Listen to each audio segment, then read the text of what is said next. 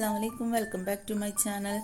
അപ്പോൾ ഇന്ന് നമ്മൾ വന്നിരിക്കുന്നത് കിടില ഡെസേർട്ടിൻ്റെ റെസിപ്പി ആയിട്ടാണ്.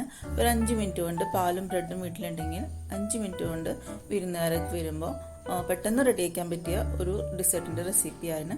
അപ്പോൾ നമുക്കിത് എങ്ങനെയാണ് ചെയ്തെടുക്കുന്നത് നോക്കാം. അതിനു മുമ്പായിട്ട് നിങ്ങൾക്ക് എൻ്റെ വീഡിയോ ഇഷ്ടപ്പെടുകയാണെങ്കിൽ ലൈക്ക് ചെയ്യാനും ഷെയർ ചെയ്യാനും സബ്സ്ക്രൈബ് ചെയ്യാനും മറന്നു പോകരുത് കേട്ടോ. സബ്സ്ക്രൈബ് ചെയ്യുമ്പോൾ തൊട്ടടുത്തുള്ള കുഞ്ഞു ബെല്ലേക്കും കൂടെ ഒന്ന് എനേബിൾ ചെയ്യാനും മറന്നു പോകരുത്. ഇഷ്ടപ്പെട്ടവർക്കൊക്കെ ഒന്ന് ഇതിൻ്റെ ലിങ്ക് ഒന്ന് ഷെയർ ചെയ്ത് കൊടുക്കാനും മറന്നു നോക്കരുത്. അപ്പോൾ നമുക്കിത് എങ്ങനെയാണ് ചെയ്തെടുക്കുന്നത് നോക്കാം. പെട്ടെന്ന് തന്നെ വീഡിയോയിലേക്ക് പോയിട്ട് വരാം. അപ്പോൾ ഞാൻ ഇതിന് വേണ്ടി എടുത്തിട്ടുള്ളത് ഒരു 2 കപ്പ് പാലാണ് കേട്ടോ. അതായത് 500 മില്ലി പാല്. ഈ 250 ml കപ്പിൽ 2 കപ്പ് പാലെടുത്തിട്ടുണ്ട്. ഇനി ഇതിലേക്ക് ഒരു 1/2 കപ്പ് പഞ്ചസാര ഇട്ട് കൊടുക്കുന്നുണ്ട്. അപ്പോൾ ഈ പഞ്ചസാര കൊണ്ട് തന്നെ ഏകദേശം നല്ല മധുരം ഉണ്ടാവും കേട്ടോ. നിങ്ങൾക്ക് വേണമെങ്കിൽ കുറച്ചുകൂടി കൂട്ടിയിട്ട് കൊടുക്കാം. അപ്പം നമുക്കിത് ഗ്യാസിലേക്ക് വെച്ചിട്ട് നമുക്കൊരു ലോ ടു മീഡിയം ഫ്ലെയിമിൽ ഇട്ട് കൊടുക്കാം. ഇനി നമുക്ക് ഒരു കപ്പിലേക്ക് ഒരു വലിയ ടേബിൾ സ്പൂൺ നിറയെ കസ്റ്റർഡ് പൗഡർ ഇട്ട് കൊടുക്കാം. ഇതൊന്ന് നന്നായിട്ട് കുറച്ച് പാല് നമ്മൾ അടുപ്പിൽ വെച്ച് പാലിന്ന് കുറച്ച് പാലെടുത്തിട്ട് നമുക്ക് നന്നായിട്ടൊന്ന് കട്ടകളൊന്നുമില്ല അത് നന്നായിട്ടൊന്ന് മിക്സ് ചെയ്തെടുക്കണം കേട്ടോ. അപ്പോൾ കട്ടകളില്ലാതെ പ്രത്യേകം ശ്രദ്ധിക്കണം. കട്ടകളൊക്കെ ഉടഞ്ഞു കിട്ടാൻ പ്രത്യേകം ശ്രദ്ധിക്കണം കേട്ടോ. അപ്പോൾ നമ്മളിതിലേക്ക് കസ്റ്റർഡ് പൗഡർ പാലിലേക്ക് ഒഴിച്ചു കൊടുക്കുമ്പോൾ കട്ടകളുണ്ടെങ്കിൽ പെട്ടെന്ന് അതിൽ അതും കട്ട പിടിക്കാൻ പറ്റുന്ന ചാൻസ് ഉണ്ട്. അപ്പോൾ അത് ഒരു ഭാഗത്തേക്ക് മാറ്റി വയ്ക്കാം. ഞാൻ കുറച്ച് നട്ട്സ് എടുത്ത് വെച്ചിട്ടുണ്ട്. അപ്പോൾ ഇതൊന്ന് ചെറുതാക്കിയിട്ടൊന്ന് കട്ട് ചെയ്തിട്ട് വരാം. നിങ്ങളുടെ കയ്യിൽ വേറെ തന്നെ നട്ട്സ് ഉണ്ടെങ്കിൽ നിങ്ങൾക്ക് ഇട്ട് കൊടുക്കാം കേട്ടോ. അപ്പോൾ ഞാൻ ഇതുപോലെ കട്ട് ചെയ്ത് വെച്ചിട്ടുണ്ട്. ഇനി നമുക്ക് പാലിവിടെ തിളച്ചിട്ടില്ല, തിളയ്ക്കാറാവുന്നേ ഉള്ളൂ കേട്ടോ. അപ്പോൾ ആ ഒരു പരുവത്തിലാവുമ്പോൾ നമുക്ക് ഈ കസ്റ്റർഡ് പൗഡറിൻ്റെ മിക്സ്ചറും ഇതിലേക്ക് ഒഴിച്ചു കൊടുക്കാം. എന്നിട്ട് നമുക്ക് കൈ വിടാതെ നന്നായിട്ട് ഇളക്കി കൊടുക്കണം കേട്ടോ.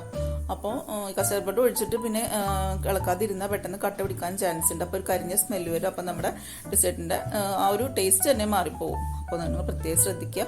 അപ്പോൾ കൈവിടാതെ നന്നായിട്ട് ഇളക്കി കൊടുക്കുക കേട്ടോ.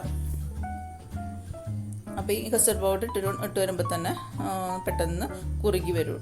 അപ്പോൾ പെട്ടെന്ന് ശ്രദ്ധിക്കുക. അപ്പോൾ നമ്മുടെ മിശ്രിതം തിളച്ച് വന്നിട്ടുണ്ട്. നന്നായി മിക്സ് ചെയ്ത് കൊടുക്കുക കേട്ടോ. അപ്പോൾ ഞാൻ കുറച്ച് ഡ്രൈ ഫ്രൂട്ട്സ് ഇവിടെ എടുത്ത് വെച്ചിട്ടുണ്ട്. കുറച്ച് ഈ ബദാമും ബിസ്ക്കറ്റും ഇതൊക്കെ എടുത്ത് മാറ്റി വെച്ചിട്ടുണ്ട്. കുറച്ച് ഇതിലേക്ക് ഇട്ട് കൊടുക്കുന്നുണ്ട് കേട്ടോ. അപ്പോൾ കുറച്ച് മാറ്റി വെച്ചത് മുകളിലൊന്ന് ഡെക്കറേറ്റ് ചെയ്ത് കൊടുക്കുന്നതിന് വേണ്ടിയിട്ടാണ്. നിങ്ങൾക്ക് ഇഷ്ടമുണ്ടെങ്കിൽ ചെയ്തെടുക്കാം.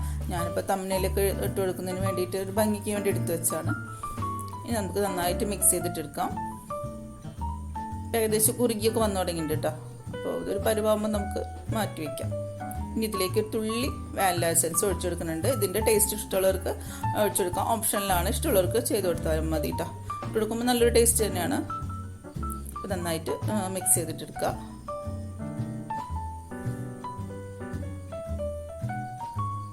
അപ്പോൾ നമ്മൾ ഏകദേശം ഒന്ന് കുറുക്കി വന്നിട്ടുണ്ട്. ഇനി നമുക്ക് ഗ്യാസിൻ്റെ ഫ്ലെയിം ഓഫ് ചെയ്തിട്ടെടുക്കാം കേട്ടോ. ഇനി ഒരു 2 വലിയ ടേബിൾ സ്പൂൺ തന്നെ പാൽപ്പൊടി ഒരു കപ്പിലേക്ക് ഇട്ട് കൊടുക്കുക.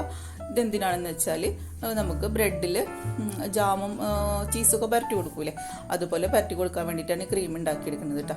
അപ്പോൾ ഈ പാൽപ്പൊടിയിലേക്ക് നമ്മൾ ഉണ്ടാക്കി വെച്ച പാലിൻ്റെ മിക്സിയിൽ നിന്ന് കുറച്ച് എടുത്തിട്ട് നമുക്കൊരു ക്രീമി ടെക്സ്ചർ പോലെ നന്നായി മിക്സ് ചെയ്തിട്ട് എടുക്കണം. ഈ പരുവത്തിലാണ് കേട്ടോ. ഒരു ക്രീം പരുവത്തിൽ നമുക്ക് നന്നായിട്ടൊന്ന് മിക്സ് ചെയ്തിട്ട് എടുക്കുക.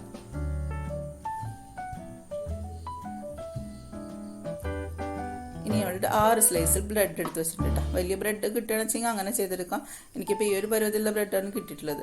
അപ്പോൾ ഇതിൻ്റെ സൈഡൊക്കെ ഒന്ന് കട്ട് ചെയ്തിട്ടെടുക്കുക. അപ്പോൾ കാണാനൊരു ഭംഗിയാണ് കേട്ടോ.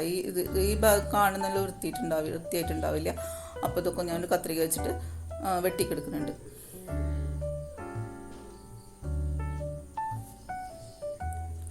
അപ്പോൾ ഈ പരുവത്തിലെല്ലാം വെട്ടിയെടുക്കാം. ഇനി നമുക്ക് നേരത്തെ ഉണ്ടാക്കി വെച്ച ആ മിക്സില്ലേ അതിലേക്ക് തേച്ച് കൊടുക്കാം കേട്ടോ. ബ്രെഡും ജാമും നമ്മൾ ചീസൊക്കെ പരട്ടി കൊടുക്കുന്ന പോലെ നന്നായി പരട്ടി കൊടുക്കുക. ഇതിൻ്റെ മുകളിലേക്ക് മറ്റൊരു ബ്രെഡ് വെച്ച് കവർ ചെയ്തിട്ടെടുക്കുക. അപ്പോൾ ഈ രീതിയിൽ കവർ ചെയ്ത് കൊടുക്കുന്നുണ്ട്. ഞാൻ അടുത്തതിനെ കാണിച്ചു തരാം. ഇതിന്ന് മിക്സ് എടുത്തിട്ട് നമുക്ക് ബ്രെഡിൽ എല്ലാ ഭാഗത്തും തേച്ച് കൊടുക്കാം.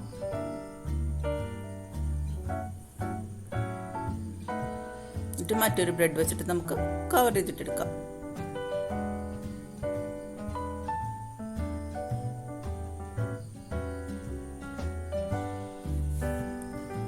ഇതുപോലെ നമുക്ക് അടുത്തതും ചെയ്തെടുക്കാം കേട്ടോ.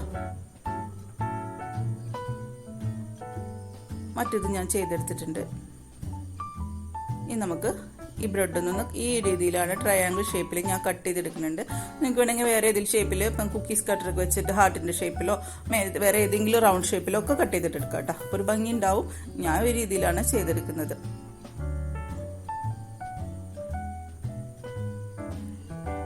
ഈ രീതിയിൽ കട്ട് ചെയ്തെടുത്തിട്ടുണ്ട്. ഇനി നമുക്കൊരു പുഡിംഗ് ട്രേ എടുക്കണം കേട്ടോ. ഏത് ഷേപ്പിലുള്ള പുഡിംഗ് ട്രേ എങ്ങനെയാണെന്ന് വെച്ചെങ്കിൽ നിങ്ങളുടെ കയ്യിലുള്ള വെച്ചെങ്കിൽ അതിലെടുക്കാം.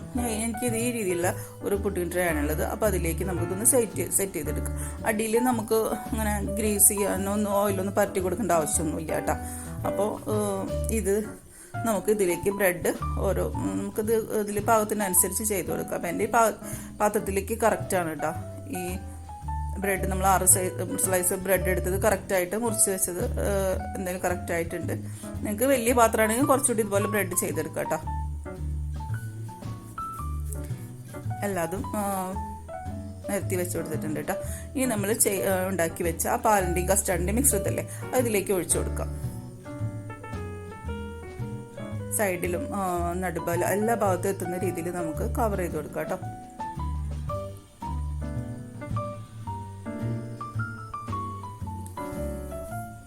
എല്ലായിടത്തും ഒഴിച്ചു കൊടുക്കുന്നുണ്ട്. ഗ്യാപ്പുകളിലൊക്കെ മിശ്രിതം ഒഴിച്ചു കൊടുക്കാം കേട്ടോ. ഇനിയിപ്പോൾ ബാക്കി വെക്കാനൊന്നും ഇല്ലല്ലോ, വേറെ ഒന്നും ചെയ്ത് കൊടുക്കാനൊന്നുമില്ല. അപ്പോൾ ഫുള്ളായിട്ട് നമുക്ക് എല്ലാ ഭാഗത്തും കവർ ചെയ്യുന്ന രീതിയിൽ ഒഴിച്ചു കൊടുക്കാം.